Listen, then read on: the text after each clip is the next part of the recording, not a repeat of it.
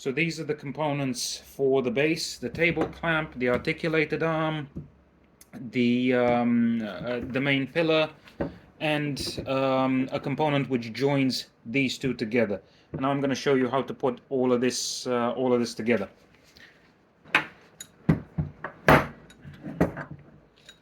So first, you want to thread the pillar into the table clamp. Be careful because the thread is quite fine, so make sure you don't cross thread it.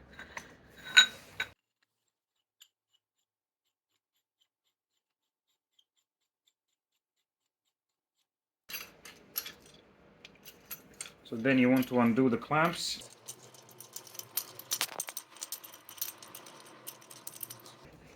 Now, for the purposes of this demonstration, I'm just going to clamp it to this table. Normally what we would recommend, unless you have an extremely ridiculously sturdy table, you mount a hardwood block or metal block into the wall, preferably into a pillar if you have a wooden shed, and mount this onto the wall, so any vibration from work on the table will not get transmitted to the microscope itself and cause the image to wobble.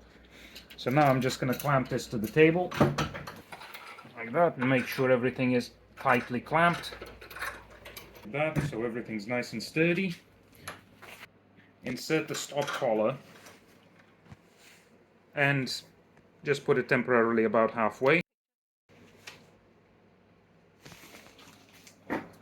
Then you want to take this piece, slide it on, just have it finger tight. Now we can insert the articulating arm into this hole like that. Again, just finger tight. And you'll notice this has got a lever here. When you release it, it releases the internal spring, and this is used as a counterbalance for the microscope body itself. So what you want to do next is you also have this thumb screw here.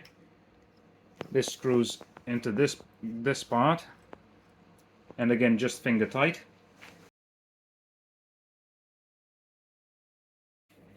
So this is the focusing rack for the microscope. This is where the actual microscope body itself sits, and the thumb screw which you use to tighten it down.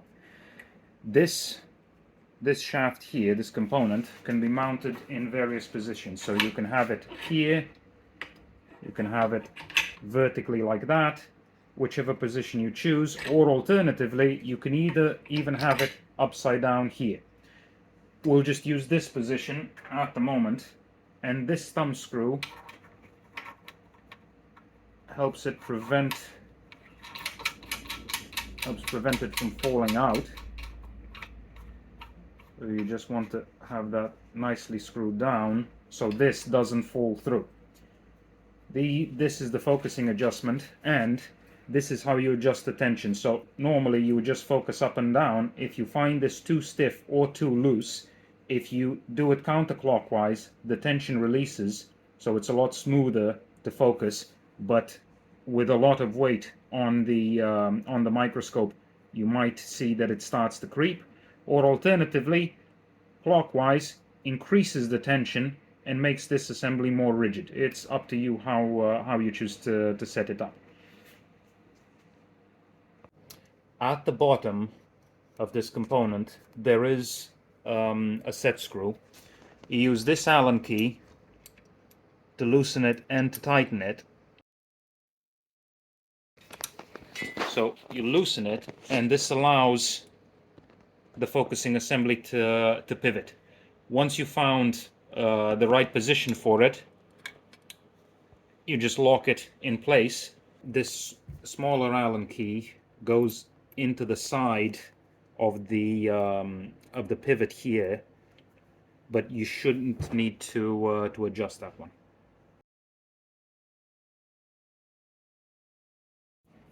So this is the actual microscope head assembly. This consists of the microscope head itself, rubber eye guards, the eyepieces. These are 10x eyepieces, and as you can see by this marking, People with eyeglasses can use them as well because of the very long eye relief.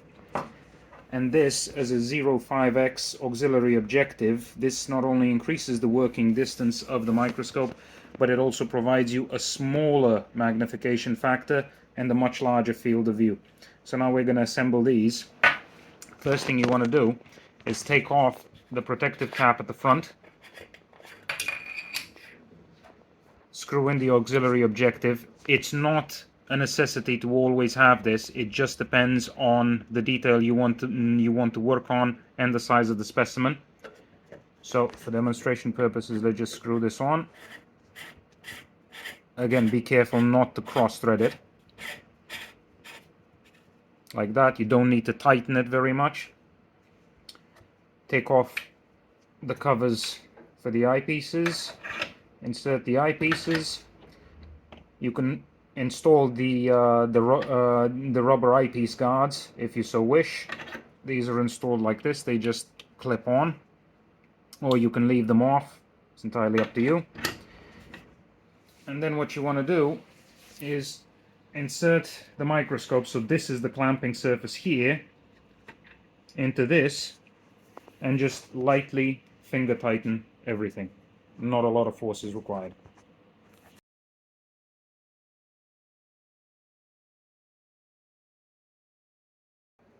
So this is the microscope ring light. This provides the illumination.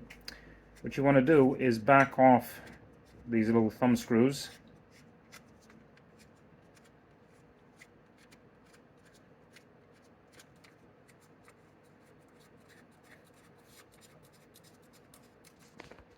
And you will want to install it. Again, don't go crazy tightening everything down. You don't need to. Like that.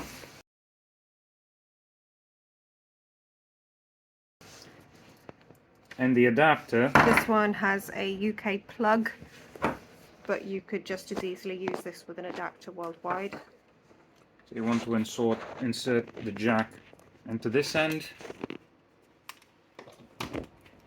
This into that. So you turn it on and off from this button here, and it also has a dimmer switch to control the level of illumination. For most work you will want it at maximum level.